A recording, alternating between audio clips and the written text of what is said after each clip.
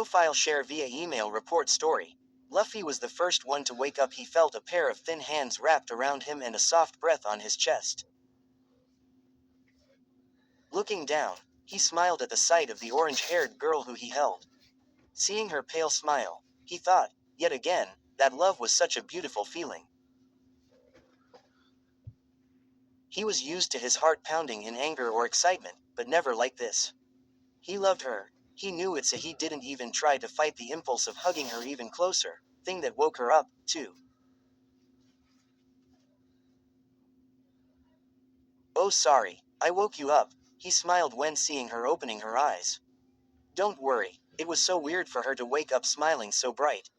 Even though she couldn't remember how she ended up sleeping with Luffy, because she was more asleep than awake the night before, she was happy to open her eyes and the first thing to see to be him. They both just stayed there, watching each other as a ray of sun entered the room through the window and warmed the atmosphere even more. Well, as much as they enjoyed it, of course that Luffy's stomach had to interrupt the moment with a loud growl, making Nami giggle.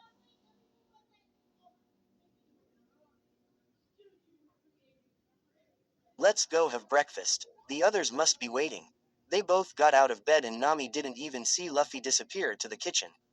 Geez, it's like he's teleporting himself. She laughed as she headed to the kitchen too. Where's everyone? They left a note that says they all went to town earlier so they could finish the work today and leave for the next island sooner, Luffy pouted. And Sanji didn't cook anything. Well, it's all right, he cheered up really quick. I'll cook. Don't you even think about it. Nami yelled as she took back the frying pan that Luffy had already taken. I'll make something, so you just stay put and wait a little. She didn't even want to think about what would happen if Luffy were to ever try to cook. The sunny would most likely burn down just like poor Mary. Deciding to make some omelet with bacon, she took out the ingredients, too many for just two people, knowing how much Luffy could eat, and started cooking. She would lie if she said she wasn't nervous. What if he doesn't like what I make him? What if he doesn't like the way I cook? Doesn't Sanji have any recipes or anything? Stupid. Of course he doesn't. I'm cooking a damn omelet here, were the thoughts that crossed her mind as she was nervously breaking the eggs into the frying pan. All this time, Luffy was watching her lovingly without managing to erase the huge smile that formed on his face ever since he woke up. He looked at her as she was quickly moving her hands adding ingredients and cutting the bacon in a, he said weird, thought came up in his mind. He wanted that every morning in his life to be that way. Waking up with Nami in his arms, watching her cook for him, spending time with her. He thought that if he would ever quit being a pirate, thing that will never happen anyway, that was the way he wanted to lead his life. He wasn't one to think of the future as the only future plan he had was to become the Pirate King, but, for the first time in his life, he thought, what's gonna be after that? He put those thoughts aside when Nami placed a huge plate full of omelet on the table, in front of him. Thank you for the food, he said with his mouth full. Well, do you like it? Nami asked, a little nervous. She knew that her cooking was far from bad as during those years she spent with Arlong she had to manage things all by herself, but despite knowing that, her heart was racing at the thought that Luffy might not like it. It's great. He grinned while looking at Nami. I'm glad, she sighed relieved, as she started eating. Promoted stories. You'll also like Masker Shadow, One Piece. Fanfic. OC. 3809. A girl who was born in the world and neglected by her family, and constant bad childhood experience and bullied led the girl into hatred of pirates loathing them in Beck. Roronoa Zoro, tilde remembering you tilde, fanfict. 2K87. And quad, I don't even know who you are and you're touching me like this and quad, why you don't remember me? And quad. You looked up at him concerned, the weight of his words see. The last one, One Piece X reader.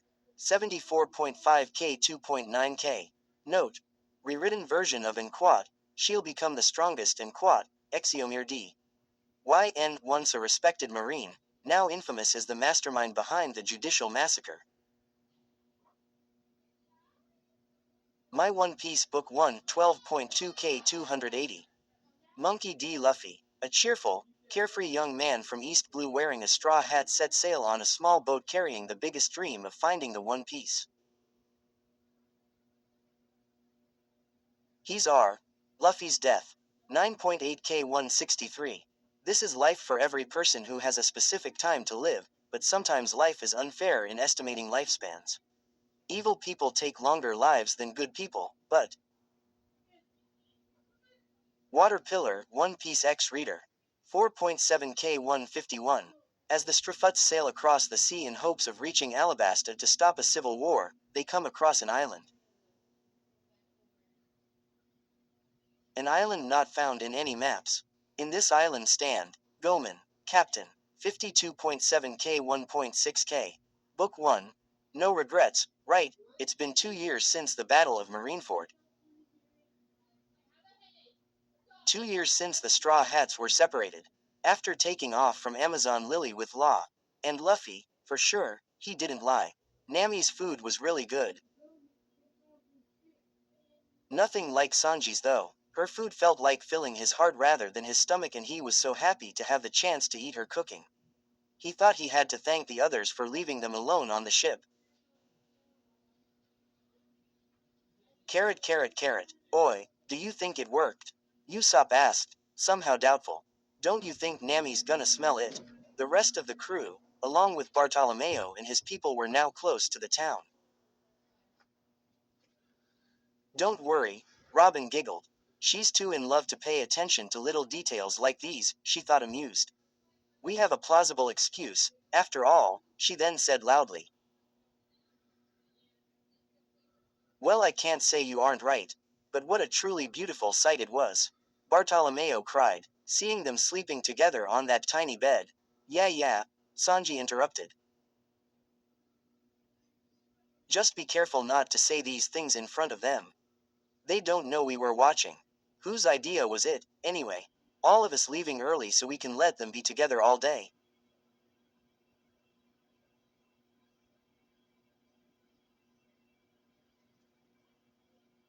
Chopper asked. Robin was smirking, ignoring the question.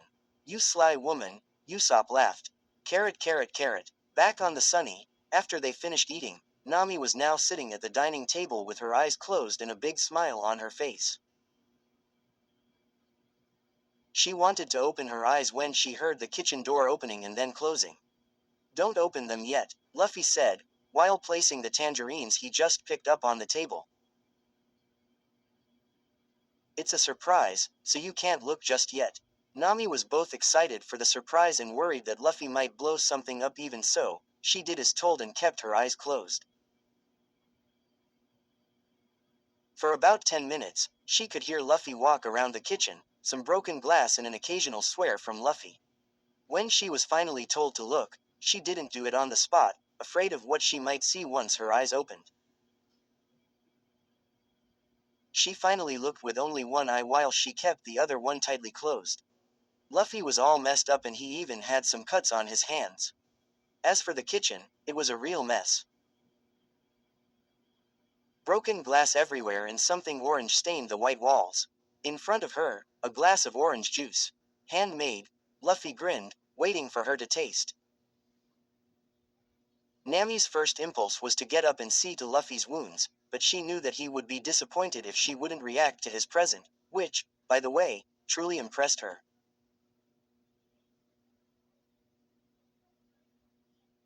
I'm sorry that the glass is half empty. The rest of the juice ended up on the walls. Luffy nervously smiled while Nami was taking the first sip of the juice. So, how is it? He asked with big eyes and a huge smile. It's delicious. It was horrible. It was too sweet and it felt a little weird in her mouth, but she has never been happier drinking a juice. Luffy, despite being horrible at cooking, tried so hard to make that juice for her and it made her so happy. Say, Luffy, Will you make me another one, someday? Nami asked after finishing the juice, thing that made Luffy smile like a child who just finished a portrait of his mother. Sure thing. Asterisk. Honestly, how can you get cuts like these while making an orange juice? Nami said, more to herself, while bandaging Luffy's hands. Shishishi. It's fine, cause I'll get better at it. You should ask Sanji to help you so you won't get hurt like this next time. No, no, I won't ask him. I want to learn how to make it on my own. Otherwise, it won't be much of a present, Luffy said with conviction, making Nami smile. Yeah, you're right, she giggled. Good, you're all done. Now let's go clean up in the kitchen before Sanji comes back and sees all the mess you made. Asterisk. They started by cleaning the floor, careful not to leave any broken glass, and now that they were done, they had to clean the walls that weren't that white anymore. This is gonna take some time, Nami sighed while stretching. Well, let's get to it, and when we're done, how about taking a walk? Luffy grinned. He still had a lot of energy in him. Sounds good, Nami smiled. She was happy as she really wanted to spend some more time with him. That's why she didn't want the others to come back too soon. Okay, let's start, she then said as she threw him a mop. Be sure to mop the floor perfectly while I clean the walls. We really mustn't leave any sign. Asterisk. And what happened then? After that, a huge balloon octopus took us down at sea. Almost all the kids from the small town were now around Robin, listening with sparkly eyes to her stories about the Straw Hat Crew's adventures. I don't believe it, one of the kids said. There's no such thing as an island in the sky. You're daydreaming, miss. He looked like he was a little bit older than the others. Somewhere around 12, maybe. All these stupid dreams of yours, pirates, won't serve you well in the new era that has just begun. Zoro, who happened to be around, overheard the kid's words and glared at him. He reminded him of Bellamy and what he said about pirates' dreams, and it pissed him off. He let it slide, though, because he knew that Luffy wouldn't allow him to pick on those who laugh at them.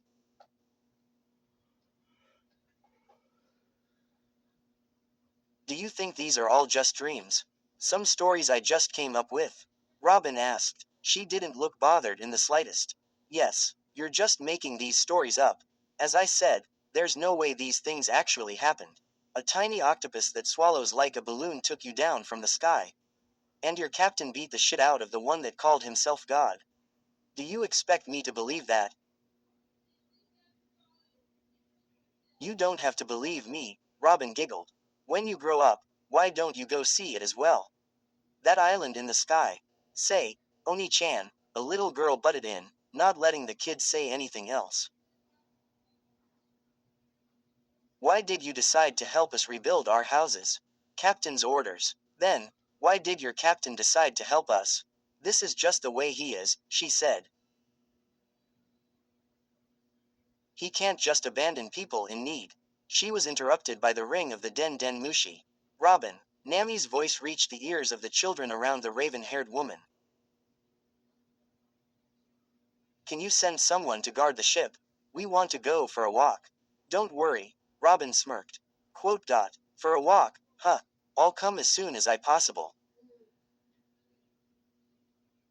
Seems like your ingenious plan is working, Zoro, who heard all the conversation, said. And so it would seem. Carrot carrot carrot, Nami tilde. They've been waiting for Robin for 15 minutes already, and Luffy was eager to leave the ship. It's already 3 p.m. and I wanna go. Wait just a little longer, Luffy. Robin should be here soon. Nami stopped, not only talking, but breathing too, as she felt Luffy's arms surrounding her from behind and his chin resting on her shoulder. Luffy, what are you doing? Nami, is it bothering you? And no, it wasn't like she didn't enjoy the situation, but she was nervous and had no idea how to act so she wouldn't seem so affected. Luckily, or maybe, unlucky for her, Robin arrived at that very moment and showed a sly smile as she got on the ship. "You two can go now, I'll take care of the ship." "Finally, let's go, Nami," Luffy excitingly said while dragging an embarrassed orange-haired girl off of the ship. Luffy, where exactly do you want to go? They've already been walking for some time and Luffy didn't let go of Nami's hand ever since they left the ship, making it hard for Nami to concentrate on anything else. "It's near the place where we first docked the Sunny. We're almost there. I saw a nice place so." He suddenly stopped. Looking around, he grabbed Nami's waist in order to protect her. "Luffy, is there something wrong?" "Shush," he said while stretching his arm and climbing into the nearest tree. "The Straw Hats are on this island. We have to look for them before they cause damage to the town." A man yelled while leading a group of Marines. "This is bad," Nami whispered while watching the Marines head to town. Where stories live. Discover now.